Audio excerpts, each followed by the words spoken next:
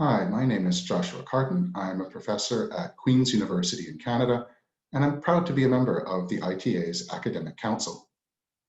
A lot of what I've spent my time on lately is editorial work. I'm the managing editor of the Canadian Journal of Commercial Arbitration, the CJCA, which published its inaugural issue earlier this year. The Canadian arbitration community has really embraced the journal, and we hope it will become a focal point for the arbitration bar in Canada. You can check out the journal at cjca.queenslaw.ca.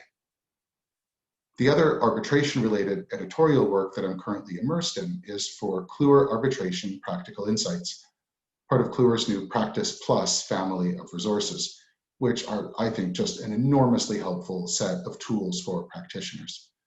I'm one of 3 general editors. Practical Insights is like a treatise or handbook, reimagined for the online environment and reconfigured as practical guidance. It's arranged as a series of modules, each on an interest that arises in international arbitrations, confidentiality, for example, or introducing expert evidence or assessment of interest. Taking advantage of the online format, the modules cross-link to each other and also link directly to document templates, such as sample procedural orders or requests for document production, and to case law or commentary from the Kluwer arbitration databases.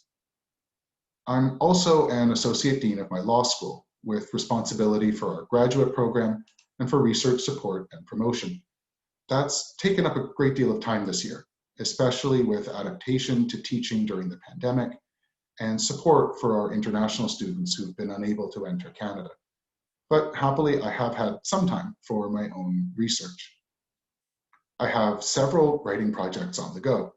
A report to the CISG Advisory Council on the price reduction remedy in international sale of goods disputes, a chapter for a festschrift in honor of Professor George Berman, who was my greatest mentor when I was a JD student, and has been a continuing source of advice and inspiration to me. My chapter will be about the art of making comparative law arguments in international arbitrations. I have an article for the CJCA on the interpretation and enforcement of multi-tier dispute resolution agreements in Canada. And I'm writing a chapter for a special issue of the Queen's Law Journal on legal adaptation to the pandemic that will be about the remarkably fast shift to remote hearings in international arbitrations and what lasting implications that might have. But I'd like to highlight 3 projects that are particularly important to me.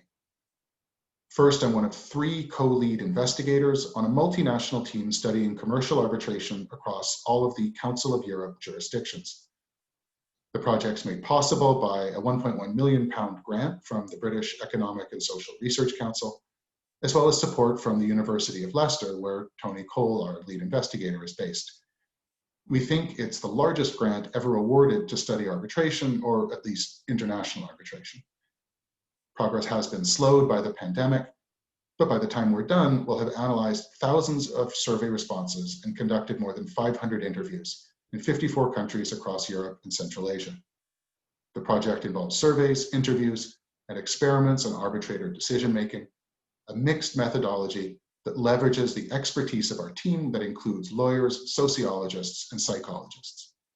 There's an extensive website for the project, including a blog, which can be found at commercialarbitrationineurope.wordpress.com.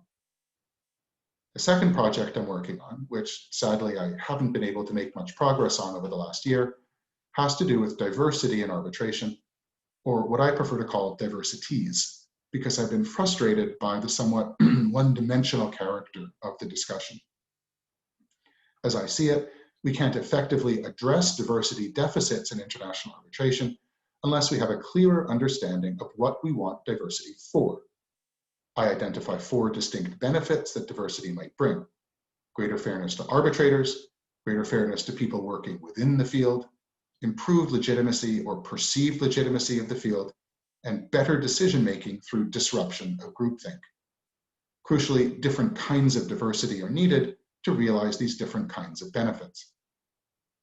Writing this paper has partly been an exercise in getting my own thoughts straight on this complex and fraught topic, but I also think that I can drive the debate forward by giving people a better framework for thinking about diversities in international arbitration, which will in turn point the way to practical approaches that address the different kinds of diversity deficits.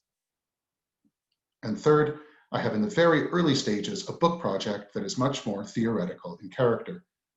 My working title is Contracts All the Way Down, a contractarian theory of international commercial arbitration, in which I argue that the arbitration system should be understood as an interlocking nexus of contracts. Explicit contracts between parties and between arbitrants and institutions or arbitrants and arbitrators, and more diffuse, express, and implied agreements between states and tacit mutual understandings between states and the arbitration system. Anyone who's looking for a single preeminent source of arbitral legitimacy is, I think, fooling themselves. What makes the international arbitration system work is simply the collective agreement of all the participants in that system that it should keep working. It's just contracts all the way down. Thank you for listening. I'd be very happy to hear from anyone interested in my work. My email address is joshua.karton@queensu.ca.